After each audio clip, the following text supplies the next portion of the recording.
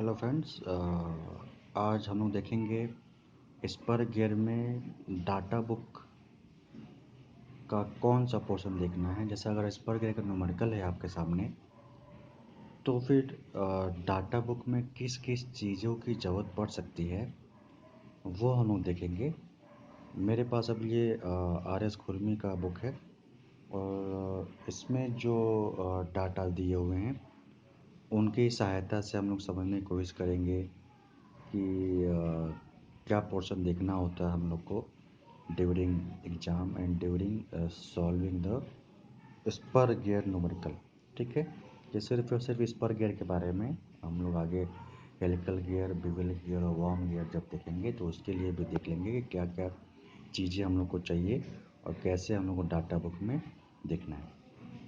ठीक है, चलिए ठीक है। तो अभी हम लोग बेसिक से समझते हैं, फिर हम लोग देखा जाएगा कि न्यूमेरिकल में क्या पूछा जाता है। वैसे कल एक हम लोग अगले वीडियो में न्यूमेरिकल करेंगे। पिछले लेक्चर में हम देखे थे डिज़ाइन प्रोसेस स्पर गियर में, उसमें हम लोग बहुत बच्चे को समझ में नहीं आया होगा कि डाटा को क्या देखा जाए, तो इसलिए ये स्पेशल वीडियो बनना है। तो आइए देखते हैं। देखिए, एक हमारे पास डाटा है standard proportion for gear system. ठीक है, standard proportion for gear system. ये जो प्रोपोर्शन है, ठीक है, ये एज ए होल स्पर और हेलिकल, स्पर एंड हेलिकल सिर्फ दो, बेवल नहीं, स्पर और हेलिकल दोनों गियर के लिए यही स्टैंडर्ड प्रोपोर्शन होता है। हाँ, कहीं कहीं अगर आप दूसरे राइटर की या दूसरा डाटा बुक लेंगे तो शायद रैंडम ये सब वैल्यू जो होती हैं वो चेंज हो सकती हैं। ठीक है, लेकिन जनरल वे में ये जो डाटाज हैं अलग अलग टिप प्रोफाइलिंग के लिए वो सेम रहेंगे। ठीक है, मान लीजिए जैसे क्वेश्चन में दिया है, हम लोग को सभी वैल्यू दे दिया है, हम लोग से पूछा है मॉड्यूल निकालना है। क्वेश्चन की बात करें, हम जब क्वेश्चन सॉल्व करेंगे तो हमको और क्लियर होगा। ये उन्होंने बोल रहा है कि मॉड्यूल निकालना है और एडेंडम डिडेंडम वर्किंग डेप्थ ये सब यहाँ साइड में दिया हुआ है। ठीक है, तो हम लोग क्या करना है, मॉड्यूल जो हमारे पास प्रोसेस है, हम लोग वैसे क्लासेस में देखे हैं, वीडियो भी उसका बहुत जल्दी आने वाला है, उसमें मॉड्यूल कैसे निकालते हैं वो देखेंगे। मॉड्यूल निकालने के बाद हमारे लिए चीज़ें बहुत आसान हो जाती हैं, क्योंकि हर टर्म गियर का वो मॉड्यूल पे डिपेंड करता है। कैसे, आइए देखते हैं। जैसे हम लोगों ने मॉड्यूल निकालिया क्वेश्चन में, अब हम लोग से पूछ रहा है, अगर क्वेश्चन में दिया है कि ये 14.5 डिग्री कंपोजिट और फुल डेप्थ इन्वॉल्व सिस्टम है। ठीक है, ये गियर की प्रोफाइलिंग करते हैं हम लोग, ऐसे गियर की डिजिग्नेशन देते हैं कि किस टाइप का गियर है। ठीक है, तो अगर क्वेश्चन में ये दिया हुआ है तो हम लोग एडेंडम कैसे निकालेंगे। एडेंडम की वैल्यू 1m, यानी 1 इंटू मॉड्यूल, यहाँ पे मीटर से रिलेटेड नहीं है, ये मॉड्यूल है। सिमिलरली डिडेंडम 1.25m, तो एडेंडम डिडेंडम हम लोग जानते हैं। ठीक है, फिर वर्किंग डेप्थ 2m, मीटर नहीं है ये। फिर again minimum total depth 2.25m, ये टर्म्स है। टूथ थिकनेस 155708 है और मिनिमम क्लियरेंस 0.25m, और उसके बाद फिलर रेडियस एट रूट 0. तो हम लोग के लिए चीज़ें आसान हो जाती हैं। फिर अगर से फॉर एग्जांपल क्वेश्चन दिया है कि जो गियर है वो 20 degree full depth involve system है, तो अगेन हम लोग देखेंगे एडेंडम की वैल्यू 1m, एडेंडम की वैल्यू 1.25m, और हम लोग यहाँ से स्टैंडर्ड प्रोपोर्शन देख लेंगे। तो आपके पास जो भी डाटा बुक है उसमें ये ऐसे टेबल दिया रहेगा। टॉपिक का नाम क्या रहेगा, standard proportion for gear system. ठीक है, चलिए एक टेबल और है, टॉपिक का नाम है properties of commonly use gear material. ठीक है, अपने जो भी आपके पास डाटा बुक है, जैसे हम यहाँ डिस्कस कर रहे हैं, आप भी डाटा बुक खोलिए और उसमें देखिए इस नाम से कोई टॉपिक है कि नहीं स्पर गियर चैप्टर में। ठीक है, तो इसमें हम लोग क्या देखना होता है मेनली, देखिए जनरल वे में क्वेश्चन में properties of commonly use gear material के लिए ये जो प्रॉपर्टी है, टेंसाइल स्ट्रेंथ की वैल्यू, ये गिवन होती हैं क्वेश्चन में। जनरल वे में आप लोग को 90% केस में ये वैल्यूज़ गिवन होंगी। इन केस अगर गिवन नहीं होता है तो हम लोग क्या करना है, गियर मटेरियल देखना है। क्वेश्चन में गियर मटेरियल दिया रहेगा, यहाँ पे साइड में देख रहे हैं white heart casting grade B, cast iron का है या कास्ट स्टील का है या कार्बन क्रोमियम स्टील है। ठीक है, तो ऐसे करते करते एक पेज और है, दूसरा पेज, ठीक है, उनमें ये अलग मटेरियल दिया होगा, आपको उसके करस्पॉन्डिंग क्या देखना है, मिनिमम टेंसाइल स्ट्रेंथ।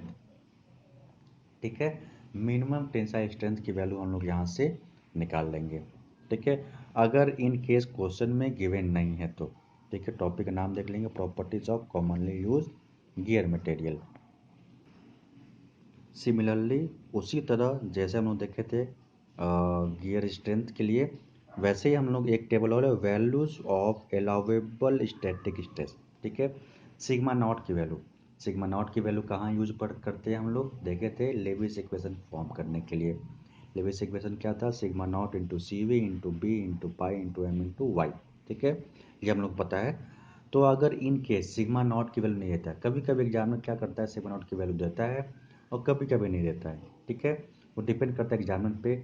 जब नहीं देगा तो हम लोग क्या करना है, फिर अगेन गियर मटेरियल सर्च करना है। वो गियर मटेरियल किसका बना हुआ है यहाँ पता चलेगा, क्वेश्चन में देखेंगे कास्ट आयरन ऑर्डिनरी है या कास्ट आयरन मीडियम ग्रेड है, यहाँ अलग अलग फोर्स कार्बन केस स्टील है, एलॉय स्टील केस हार्डन है। ठीक है, या रॉ हाइट या फैब रॉयल है। ठीक है, और इसके करस्पॉन्डिंग सिग्मा नॉट की वैल्यू दी हुई है अलग अलग। ठीक है, तो यहाँ से सिग्मा नॉट की वैल्यू देखेंगे और हम लोग अपने फॉर्मूले में पुट करेंगे। लेकिन इसमें भी हमारे साथ ये प्लस पॉइंट है कि 70 से 80% केसेस में एग्जामिनर हम लोग को सिग्मा नॉट की वैल्यू दे देता है। ठीक है, क्यों देता है, क्योंकि एक तो उसको खोजने में दिक्कत होते हैं, बच्चे खोजने में दिक्कत करते हैं, प्रॉब्लम करते हैं। ठीक है, क्योंकि अलग अलग डाटा में अलग अलग वैल्यूज होते हैं और अलग अलग वैल्यू मतलब ज़्यादा वेरिएशन नहीं होता, लेकिन फिर भी वेरिएशन तो होते हैं। मतलब सिर्फ अगर यहाँ 56 है कास्ट आयरन ऑर्डिनरी के लिए, तो कहीं कहीं 60 होगा, कहीं कहीं हो सकता है 50 के आसपास भी हो सकता है। ठीक है, वो वेरी करता है, वो स्पेसिमेन टू स्पेसिमेन वेरी करेगा। ठीक है, हो सकता है कोई रिसर्चर उस पर टेस्टिंग किया, सिग्मा नॉट की वैल्यू 56 आ रही है, किसी में 70 आ जा रही है, तो वो डिपेंड करता है, वो प्लस माइनस उतना होता है। ठीक है, तो वहाँ से फिर आंसर में वेरिएशन आता है और एग्जामिनर कंफ्यूज जाता है, तो एग्जामिनर क्या करता है, अपने एक वैल्यू खुद हम लोग को दे देता है। एक चीज़ हम लोग को देखनी है, values of deformation factor C. ठीक है, ये भी वैल्यू हम लोग को एग्जामिनर पहले से दे देता है 90% केसेस में। हम लोग को, आप क्वेश्चन अगर लगाए होंगे तो आप लोग को ये पता होगा कि वैल्यू जो है ये एग्जामिनर हम लोग को दे देता है जो क्वेश्चन पूछता है। अभी तक इसमें आर एस खोल में भी जितने क्वेश्चन किए हैं हम लोग, उसमें सभी में सी की वैल्यू दी हुई है। ठीक है, तो ये सी की वैल्यू अगर इन केस नहीं देता है तो हम लोग क्या करना है, अगेन मटेरियल देखना है, उसमें गियर और पिनियन के मटेरियल देखेंगे। मान लीजिए पिनियन कास्ट आयरन का है, गियर भी कास्ट आयरन का है और इनवॉल्यूट टिथ फॉर्म है, तो यहाँ पे सी की वैल्यू एयर के साथ, ठीक है, ये है 55 76 110। ठीक है, एरर भी हम लोग को यहाँ पे दे देगा, टूथ एरर इन एक्शन। ठीक है, यानी हम लोग को कितना एरर है वो गिवन होना चाहिए बशर्ते। ठीक है, वो गिवन होगा तो फिर हम लोग यहाँ से आराम से निकाल सकते हैं सी की वैल्यू, लेकिन इसके लिए भी एग्जामिनर हम लोग को सी की वैल्यू दे देता है। अगेन उसी तरह टॉपिक है values of flexural endurance limit. ठीक है, सिग्मा ई की वैल्यू। ठीक है, जैसे ही हम बोल रहे हैं प्लीज़ आप लोग भी अपना डाटा बुक खोल के उस पेज नंबर पे सर्च करेंगे ये सब वैल्यू हैं कि नहीं है। ठीक है, एग्जाम में अचानक से ये वैल्यू खोजने लगेंगे आप डाटा बुक में, हो सकता है मिले ना मिले या किसी और नोटेशन के साथ हो, तो उससे बढ़िया है कि वीडियो के साथ साथ आप भी ये वीडियो देख मतलब ये टॉपिक देखते रहेंगे अपने डाटा बुक में, जो भी डाटा बुक हो आपके पास। ठीक है, तो उसके लिए भी हम लोग क्या करेंगे, material of pinion and gear देखेंगे। यहाँ पे फॉस्फर ब्रॉन्ज है, ग्रे कास्ट आयरन है और सेमी स्टील है, स्टील है। बीएचएन नंबर देखिए, किसी किसी क्वेश्चन में बीएचएन नंबर देता है, किसी किसी में नहीं देता है। जनरली बहुत मिनिमम में ऐसे क्वेश्चन होंगे, एक या दो क्वेश्चन में बीएचएन नंबर हम लोग को मिले।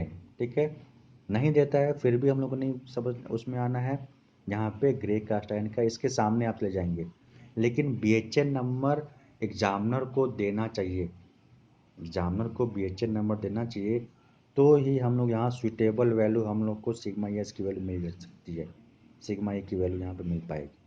ठीक है, लेकिन इसमें भी सिग्मा ई की वैल्यू हम लोग को एग्जामिनर दे ही देता है।